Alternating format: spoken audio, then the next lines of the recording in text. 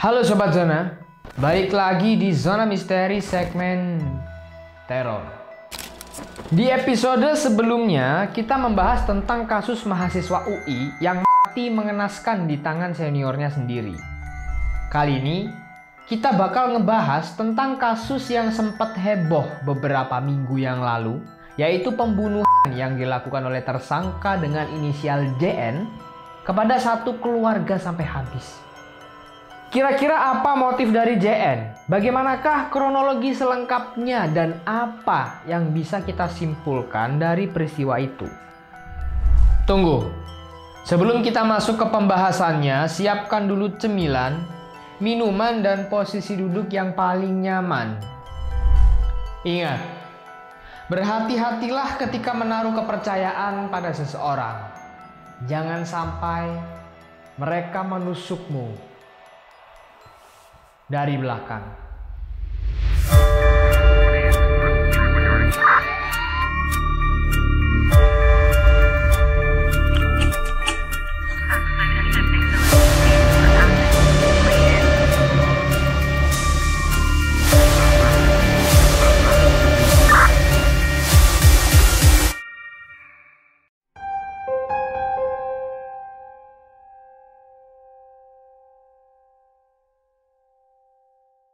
Selasa, 6 Februari 2024, masyarakat di Penajam Pasir Utara, Kalimantan Timur dihebohkan oleh satu kasus pembunuhan satu keluarga yang terjadi di Kecamatan Babulu.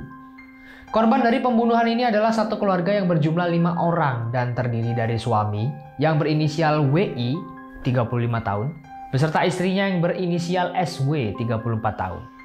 Sementara 3 korban lainnya adalah anak pasutri tersebut. Mereka berinisial RJ, 15 tahun, VD 11 tahun, dan ZA yang malang karena dia masih berusia 3 tahun.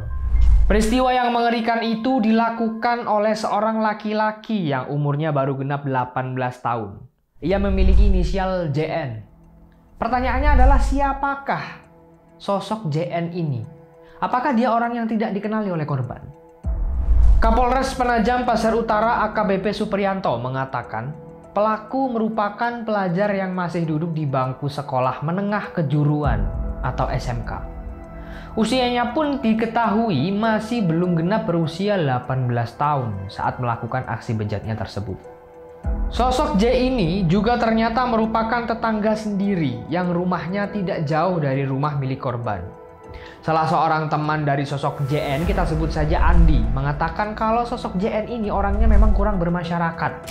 Jadi, ketika bertemu dengan orang lain pun, ia tidak mau atau jarang sekali tersenyum.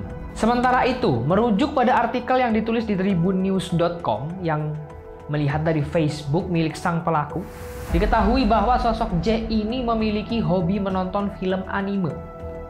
Genre favoritnya adalah ecchi, romance, action, dan hal-hal yang terkait dengan psikologis.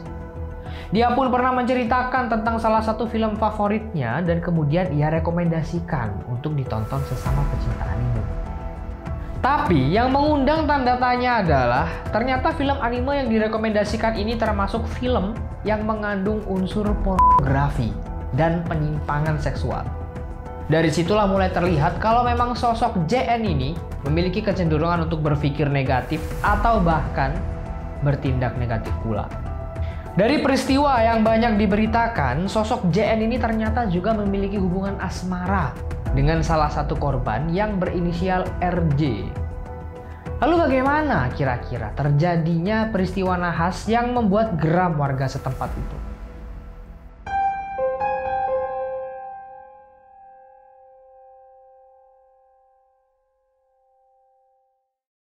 Ini terkait dengan motif asmara. Begitulah ucap salah satu sumber dari kepolisian, Kapolres PPU AKBP Supriyanto, dalam salah satu wawancaranya.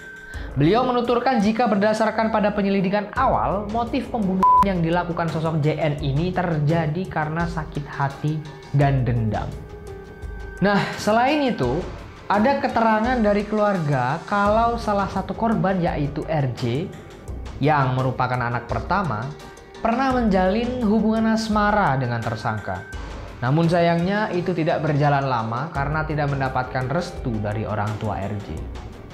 Ditambah lagi dari RJ sendiri memang sudah memiliki kecenderungan pada laki-laki yang lain, sehingga memunculkan rasa bingung, marah, dan dendam dari sang pelaku.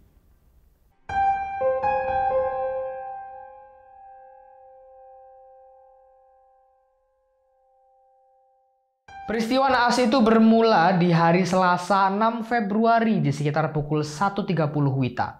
Tersangka JN ini datang ke rumah korban dengan membawa satu buah parang. Lalu dia pergi ke arah pintu samping, di mana terdapat lubang kecil yang ada di pintu itu. JN kemudian mengintip dari lubang pintu kecil tersebut dan melihat apakah target memang sedang ada di rumah. Nah, setelah mengetahui jika target masih ada di luar, tersangka akhirnya memutuskan untuk mematikan saklar listrik rumah tersebut, sehingga keadaan menjadi benar-benar gelap. Lalu apa yang dilakukan JN setelah semua lampu padam dan keadaan menjadi benar-benar gelap gulita? Dia langsung berupaya untuk masuk lewat pintu depan. Menurut wawancara yang dilakukan oleh Fakta TV One bersama Kasat Reskrim Polres Penajam Pasir Utara AKP Dian Kusnawan, setelah melakukan olah TKP, kondisi saat itu pintu depan memang sedang tidak terkunci. Jadi pelaku bisa masuk dengan mudahnya. Setelah pelaku berhasil masuk, dia hanya diam tanpa ada satu suara sedikit pun. Dia menunggu kedatangan sang korban. Baru ketika tiba-tiba ada suara motor, pelaku ini sengaja menunggu korban sampai selesai memarkirkan motornya dulu. Baru ketika korban ini masuk, dia membuka pintu, pelaku langsung datang dan menimpas korban dengan parang yang sudah dibawanya dari rumah. Korban pertama yang ditimpa oleh pelaku ini adalah sosok WL, yang tidak lain adalah bapak dari keluarga korban. Setelah korban WL tidak berdaya, pelaku langsung melakukan penimpasan lagi kepada sang ibu dan kedua anaknya. Sang ibu sempat memanggil suaminya ketika itu, karena memang kondisinya sedang terjaga. Tapi, kemudian langsung saja ditimpas oleh tersangka karena kondisi memang benar-benar gelap dan para korban juga tidak bisa melihat apa-apa. Setelah selesai dengan 4 korban, pelaku lalu masuk ke kamar korban RJ, anak paling tua dari keluarga tersebut yang diduga dulunya sempat menjalin hubungan asmara dengan tersangka, sebelum akhirnya kandas dan menaruh dendam kepada tersangka hingga akhirnya tersangka langsung saja menghabisi RJ di kamar itu. Setelah semua keluarga korban ditimpas, JN masih belum berhenti. Ia kembali ke depan rumah dan memastikan jika semua korban benar-benar sudah tidak bernyawa. Lalu, setelah memastikan jika semua korban ini benar-benar sudah habis tidak bernyawa, ternyata sosok JN ini masih belum puas. Dia pun kembali melakukan aksi bejat dengan memperkosa korban S dan juga sang anak RJ yang dirumorkan pernah menjalin hubungan asmara tadi.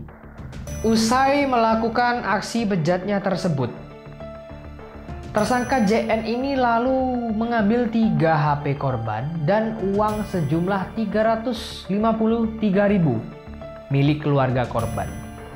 Di sini terlihat ada upaya menghilangkan barang bukti dari tersangka dengan cara merusak 2 HP yang ia ambil. Mungkin yang satu tidak sempat dirusak ya. Lalu ketiga HP itu dia lemparkan ke sungai yang berada tepat di depan rumah korban. Setelah itu semua, tersangka ini langsung membersihkan diri. Dia cuci tangan, baju, dan juga parangnya. Lalu ia menuju rumah kakaknya.